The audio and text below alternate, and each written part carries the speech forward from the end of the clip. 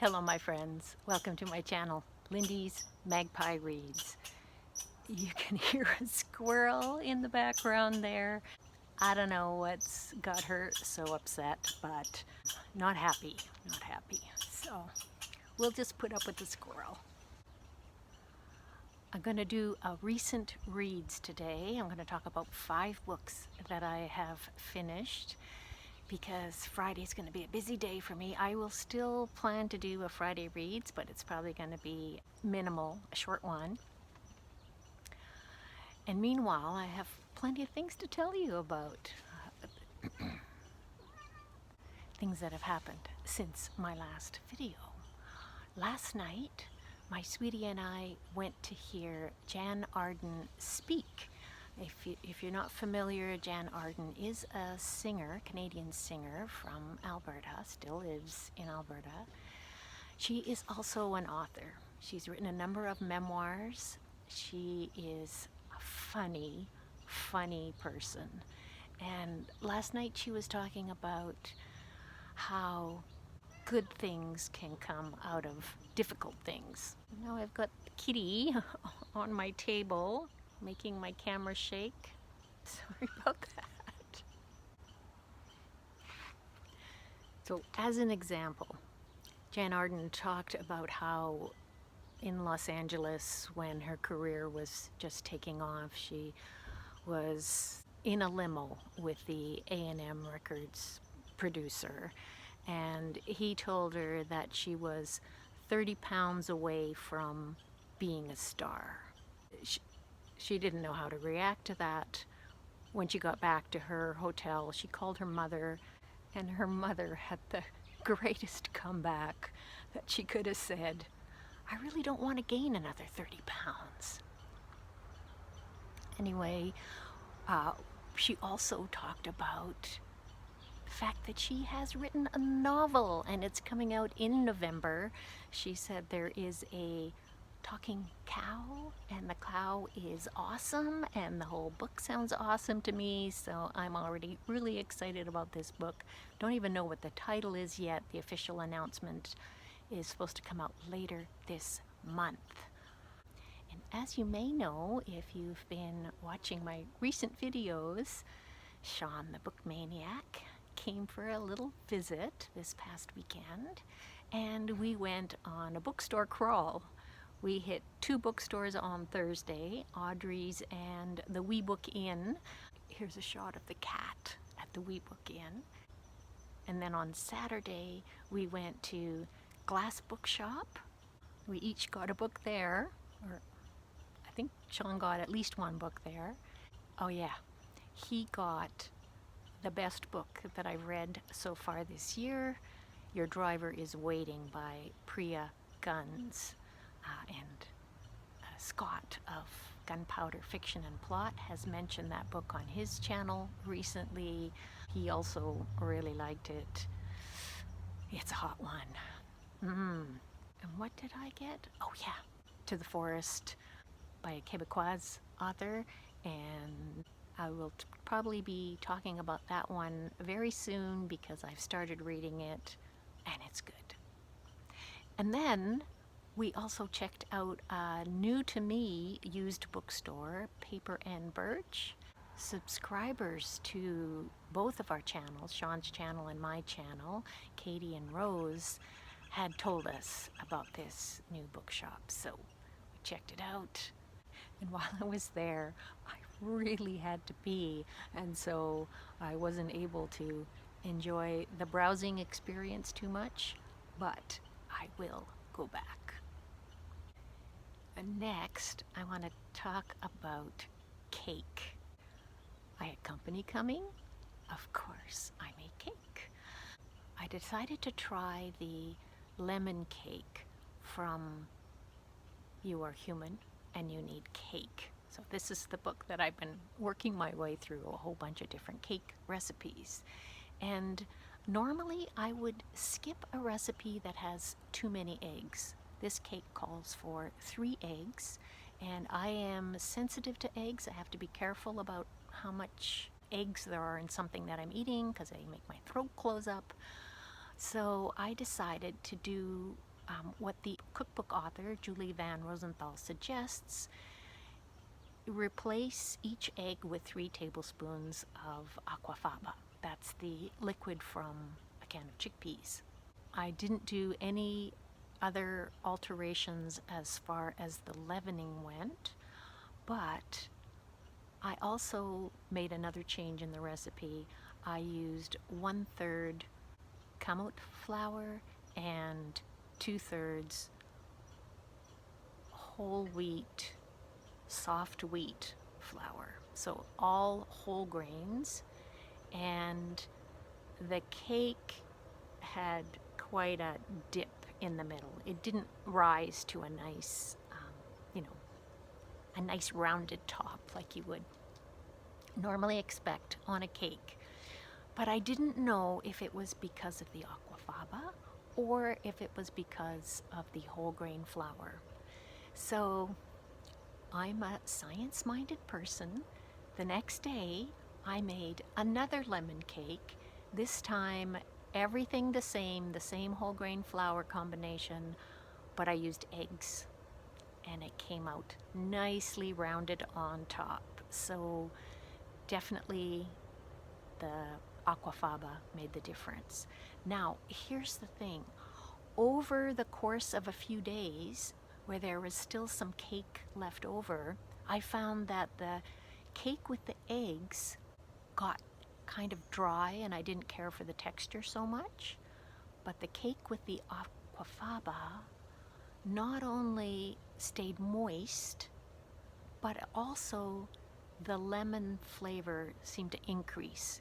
The lemon comes mostly from grated lemon zest that's in the cake, and there's also some lemon juice. But yeah, it continued to get more lemony, and so there's that. Barbara, I know that you're always interested in vegan recipes. This one, the recipe, it's a yogurt and oil type cake, so I made it with olive oil. I did use cow's milk yogurt, but I think you could easily substitute a vegan yogurt in the recipe, and there you have it. That's my cake talk for those of you who are interested in such things. Okay, now on to Booktube and readathons. This is the first time that I have signed up for the Women's World Soccer Readathon that 4 booktubers are hosting. There's Mark of Booktime with Elvis, Roz of Scallydandling About the Books, Alice of the Giant Bookshelf, and Jack the Rambling Raconteur.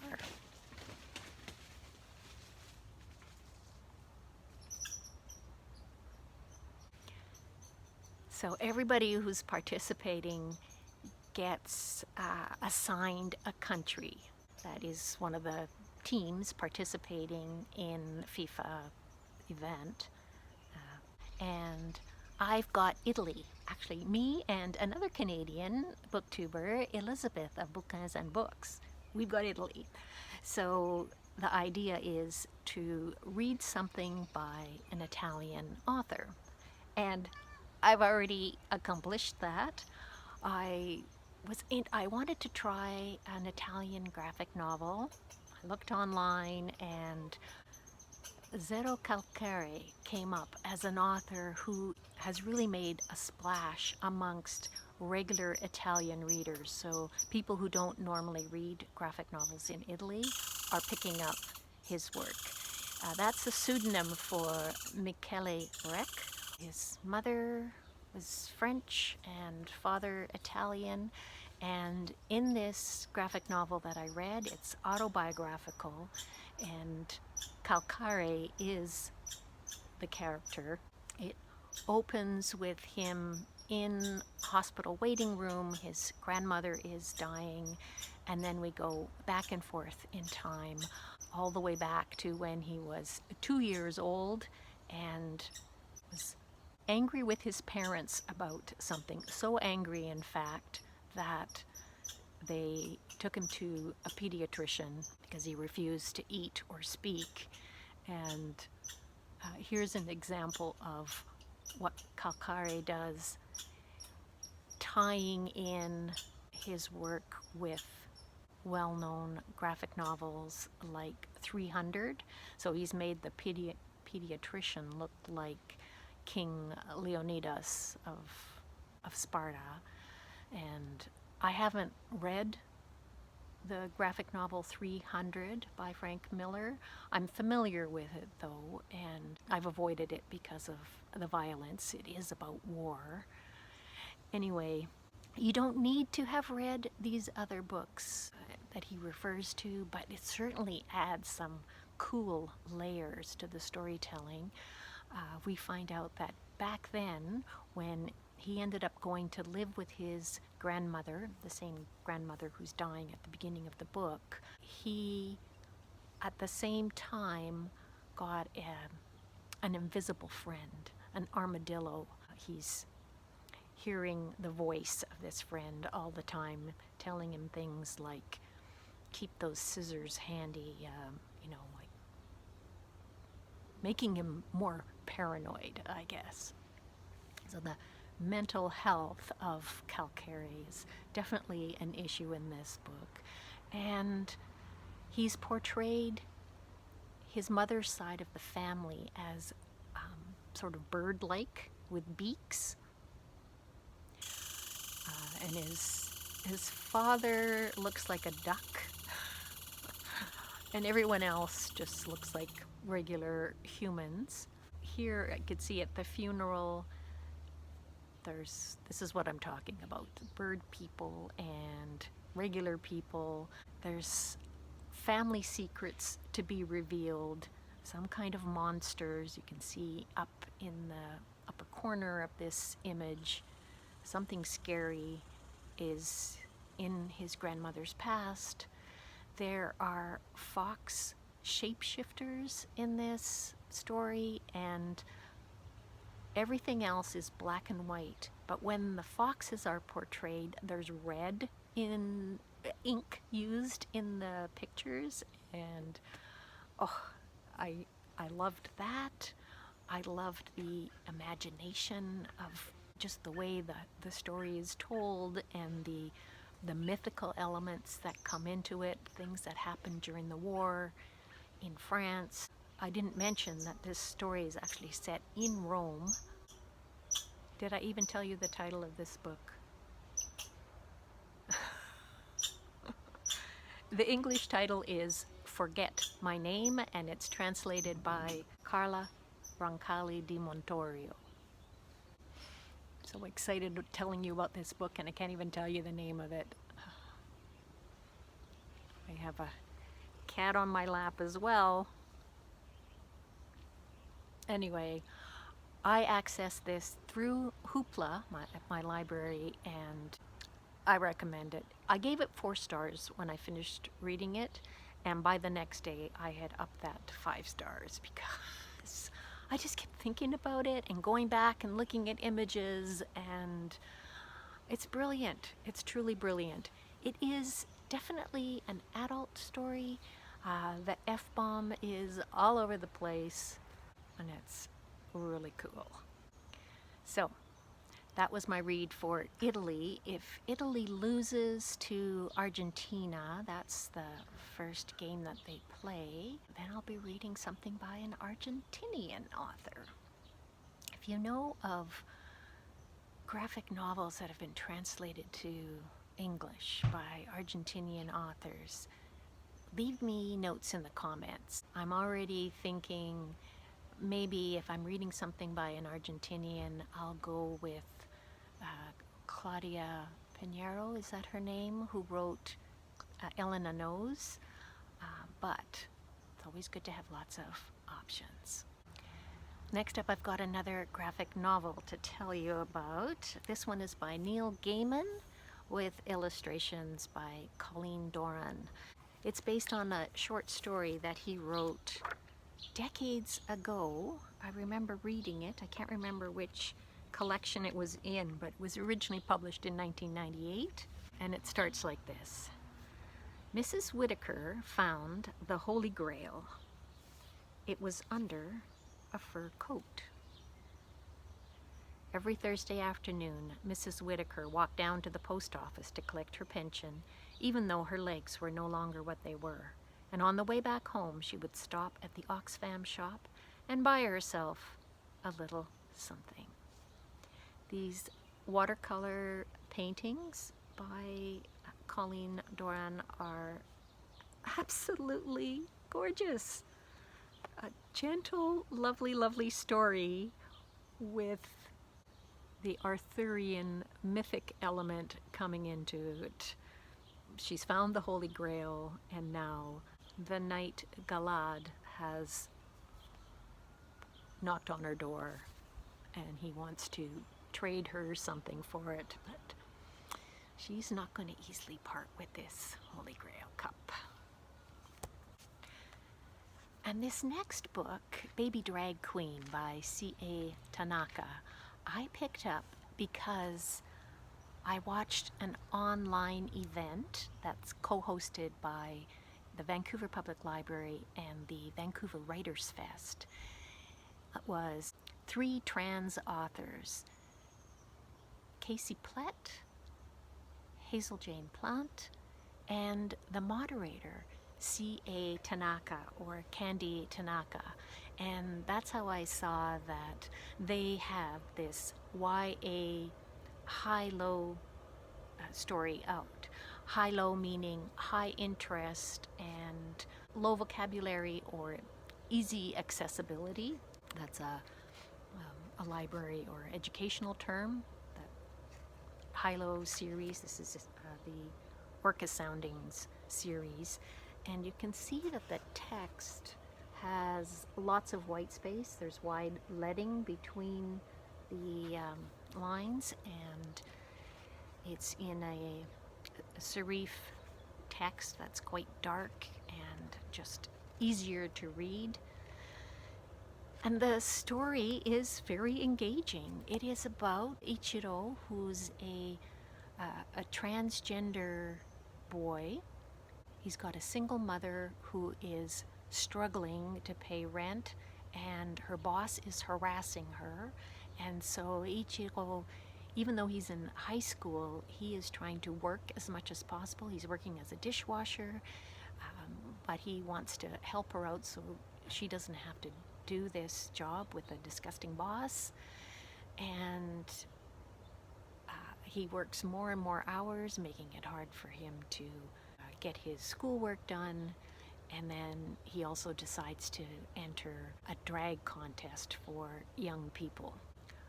I was surprised at how much I enjoyed reading this YA novel. And next up is another Canadian novel by the Alberta author Wendy McGrath. It's called Broke City. It's actually a little teeny novella, and it's third in a trilogy. All 3 of them are from the viewpoint of a girl, Christine, growing up in the 60s in a working class neighborhood in Edmonton. Her naivete and also her wonder at the world around her comes through really nicely. It's not in first person, it's third person, but quite a close third person, so you're really seeing from a child's viewpoint. I would say, although this does stand on its own, I think it would be preferable to read all 3. Start from the beginning. The first one is called Santa Rosa, and the second one is Northeast. A quiet, kind of deceptive story, because I found that the characters kind of got under my skin a bit, and I love her writing style. Here's a little passage about Christmas dinner. On the table, there was barely any room for the plates and knives and forks because her grandmother had set down so much food. Steam rose from heaping mismatched bowls and plates, mashed potatoes, cabbage rolls, pierogies, peas, sausage, turkey, stuffing, homemade sauerkraut and pork hocks, pickles, and a duck Christine's grandfather had shot himself. Her grandmother had gutted and plucked it and cooked it. Christine didn't like the look of the meat on the plate. "Will I like it?" she asked her grandfather. "It'll put hair on your chest." She definitely wasn't eating any duck. Very lyrical, and the quote on the front from Jacqueline Baker calls it a ghost story of the heart. Yeah, good description. And the last book I want to tell you about, I listened to in audio, Monsters, A Fan's Dilemma by Claire Dederer. I heard Shelly talk about this, Shelly Swearingen, on her channel, and I knew immediately this is a book I want to read. It's a series of connected essays, and it is read by the author. Claire Dederer is a film critic as well as an essayist, and she's talking about what we do about work we love when the creator has done bad things. So in her case, she loved the films of Roman Polanski before she found out that he raped a 13-year-old girl. And there is a lot of memoir type inclusion in this that really works for me, because she's talking about why it's personal. Like in the case of Roman Polanski, she could identify with the child who was raped. She herself, the author, was raped as a teenager. Many women have had that experience. And yet, as a film critic, she has been trained to approach films with objectivity. Now, the question is, how objective are we when we are consuming a piece of art? I'm going to come back to that word consume in a minute, but here's a passage. Consuming a piece of art is two biographies meeting. The biography of the artist that might disrupt the viewing of the art, the biography of the audience member that might shape the viewing of the art. This occurs in every case. I like thinking about my own reactions to art, whether it's a book or a painting or a film, music, whatever. And this book led me to think about the star ratings that I give to books. I'm going to get back to that too. So first, consumers. Another thing that Dederer writes, we now exist in a structure where we are defined in the context of capital by our status as consumers. It's the connection between consuming, being a consumer, and consumerism that gives me pause when I say that I'm consuming a book or a piece of art. Fraser Simon's BookTube channel talks about consuming as a word to refer to either reading a book or listening to an audiobook.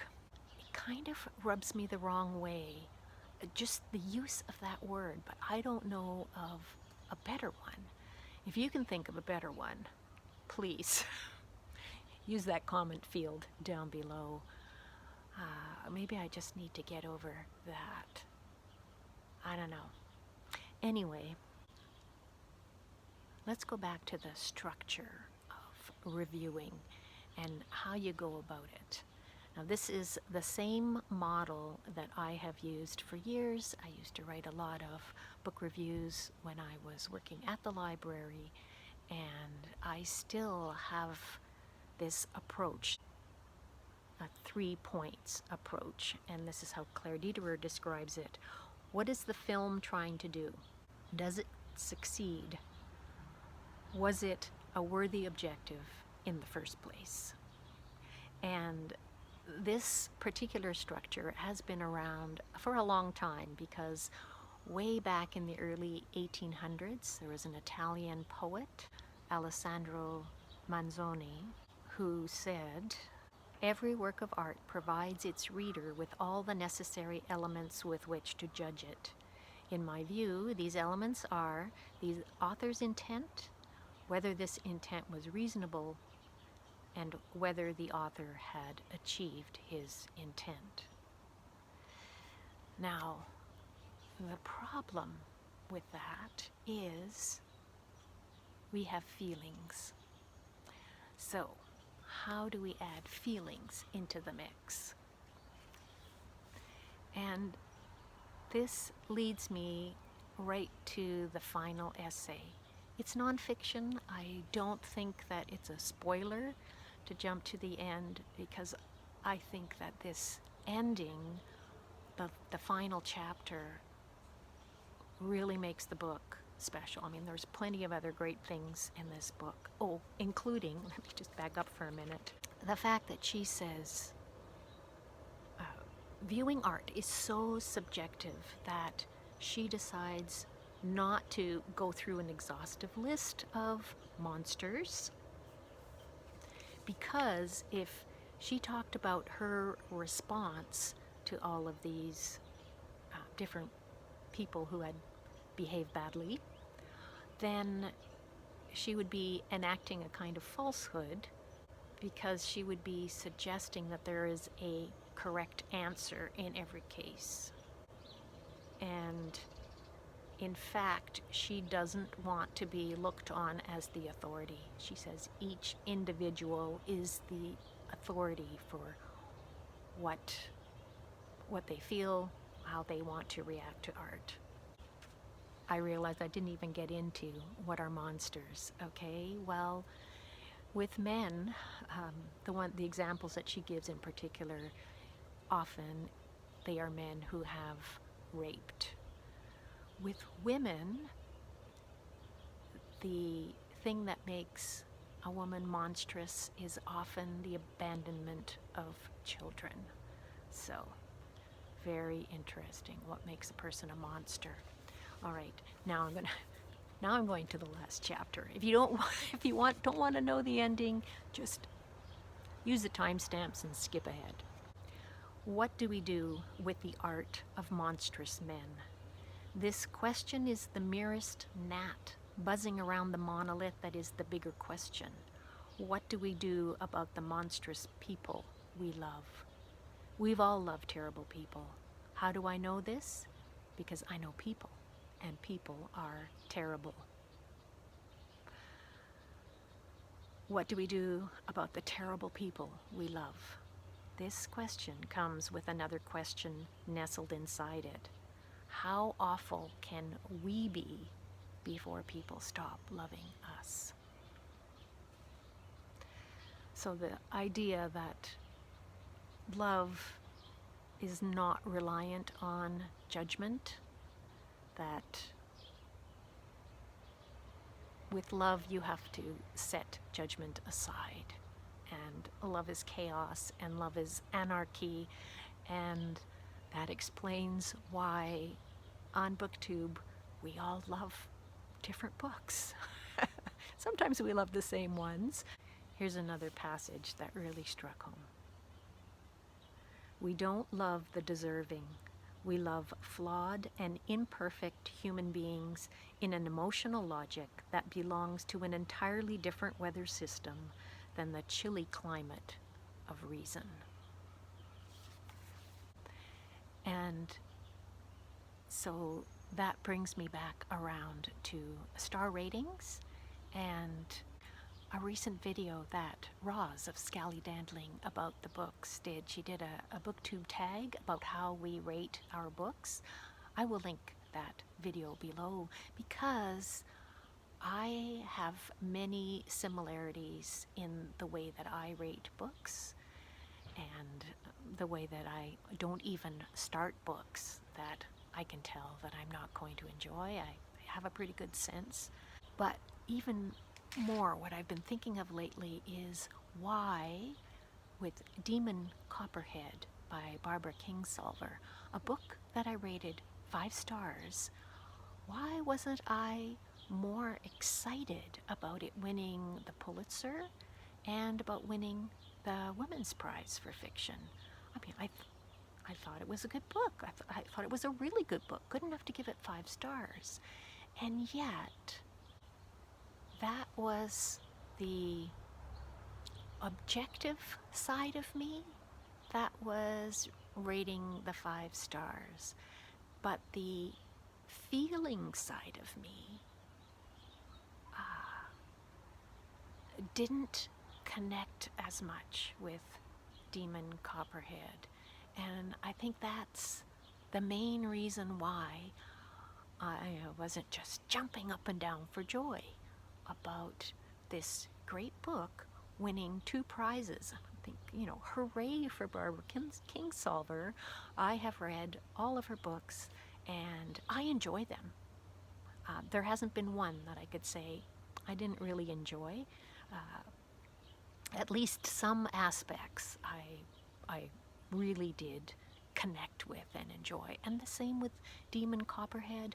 I really especially appreciated how she brought the issues of the opioid crisis into the fore, with the 90s setting and intriguing cast of characters, all of that. Great job, Kingsolver. You did a great job. But I think there were sections in the middle where I was so impatient with Damon, the main character, and the choices he was making in his teen years. Yeah, teenagers do make mistakes like that, but it almost seemed a little bit puppet-like to me, the way she was using that character. And yeah, I didn't want to have my heart wrung out. Maybe that was it. I don't know if that gives you more of an idea of me as a reader, but I'm still thinking on it, still. Let me know if any of this resonates with you. That is all I've got for you today. I'm going to say thank you very much for watching. I always appreciate hearing from you, so please, even if you don't have much to say, just say hello down in the comments. I love to know who's watching. Maybe I'll throw a few images from my garden at the end. We have had so much rain and all the flowers are all wet and droopy, but things are brightening up. Looks like it's going to be a great day today. I hope all of you have a good day and lots of great reading. Bye for now.